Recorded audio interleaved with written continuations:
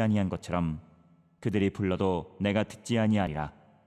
만군의 여호와가 말하였느니라. 사랑하는 성도 여러분, 우리가 교회를 위한 섬김과 봉사에 참 열심인 적이 있었죠. 상황적으로 그렇게 못하여서 안타까운 적은 있어도 우리가 정말 예배, 기도, 전도와 봉사에 열심입니다. 선교적으로도 한국은 세계의 상위권에 속할 만큼 많은 선교사들을 전 세계로 보내어서 복음을 증거하는 사역을 합니다. 그런데 사회 속에서 교회의 평가는 너무도 차갑게 돌아오고 있는 것이 우리의 현실입니다. 스가랴 때에도 그러한 일이 있었습니다. 어떤 일이 있었는지, 그리고 하나님께서는 무엇이라 말씀하시는지 한번 같이 살펴보도록 할까요? 오늘 생명 양식의 본문은 스가랴 7장 1절에서 14절 말씀입니다. 그 중에서 4절에서 6절, 9절에서 13절 말씀을 함께 읽겠습니다. 만군의 여호와의 말씀이 내게 임하여 이르시되 온 땅의 백성과 제사장들에게 이르라. 너희가 70년 동안 다섯째 달과 일곱째 달에 금식하고 애통하였거니와 그 금식이 나를 위하여 한 것이냐. 너희가 먹고 마실 때에 그것은 너희를 위하여 먹고 너희를 위하여 마시는 것이 아니냐.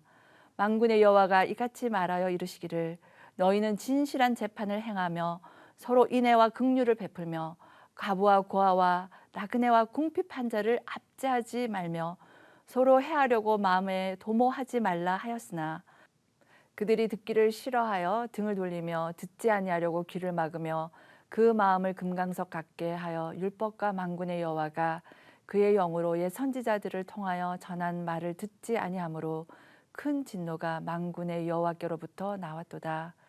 내가 불러도 그들이 듣지 아니한 것처럼 그들이 불러도 내가 듣지 아니하리라.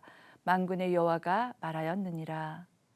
오늘 본문은 예루살렘으로 돌아와 성전이 재건되고 있는 상황에서 베델 사람들이 제사장들과 선지자들을 찾아왔습니다. 그 이유는 이스라엘 백성들이 포로 생활하던 70년 동안에 5월과 7월에 금식을 행하였습니다. 그래서 이것을 계속 행해야 할지를 묻기 위해서입니다.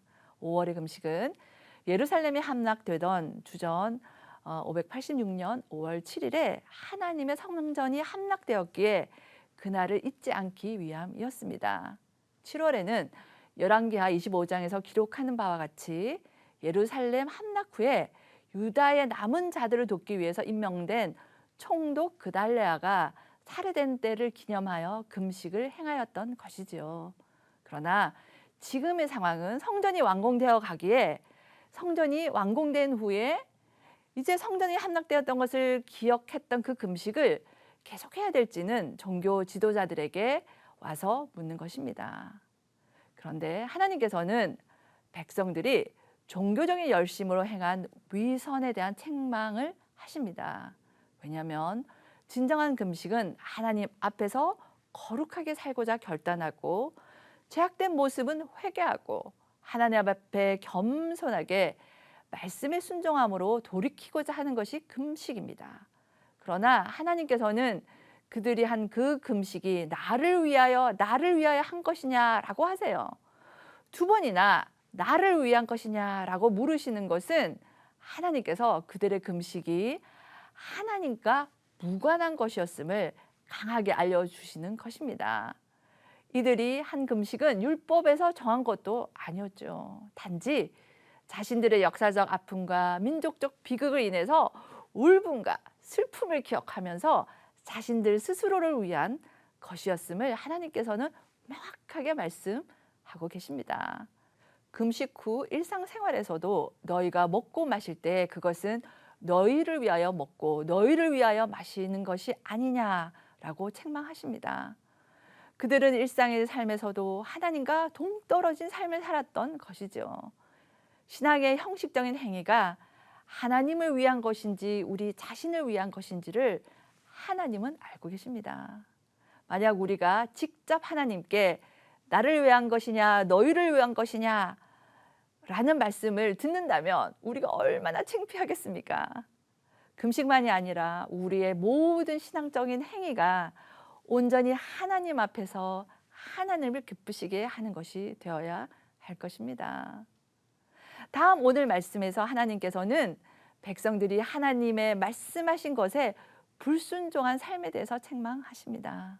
본문 9절과 10절을 보면 하나님께서 주의 공의로 재판하고 주의 사랑을 베푸고 연약한 자를 섬기라고 하셨어요. 그런데 그들의 마음은 금강석같이 단단하게 하여서 하나님의 말씀을 듣지 않았습니다. 하나님의 말씀에 등을 돌려버려서 백성들을 향하여 하나님께서는 내가 불러도 그들이 듣지 아니한 것처럼 그들이 불러도 내가 듣지 아니하리라 라고 말씀하세요. 정말 겁나고 무서운 말씀입니다. 하나님께서 우리의 음성에 귀를 기울여 주지 않으신다면 우리가 살아갈 수 있겠습니까? 하나님 앞에 나를 내려놓고 하나님 앞에 엎드림이 필요합니다. 그것이 살 길입니다. 호세아서를 통해서도 하나님은 나는 인애를 원하고 제사를 원하지 아니하며 번제보다 하나님을 아는 것을 원하노라 라고 말씀하세요.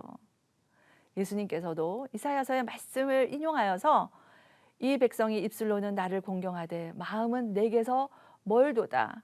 사람의 계명으로 교훈을 삼아 가르치니 나를 헛되이 경배하는도다 하였느니라 하시고 외식하는 바리새인과 서기관들을 질책하셨습니다.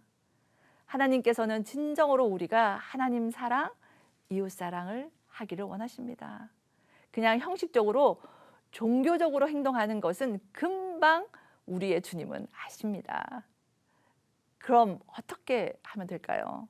주님은 우리를 향하여 내 마음을 다하고 목숨을 다하고 뜻을 다하여 주 너의 하나님을 사랑하라 하셨으니 이것이 크고 첫째 되는 계명이요 둘째도 그와 같으니 내 이웃을 내 자신같이 사랑하라 하셨으니 이 두 계명이 온 율법과 선지자의 강령이니라 라고 하십니다.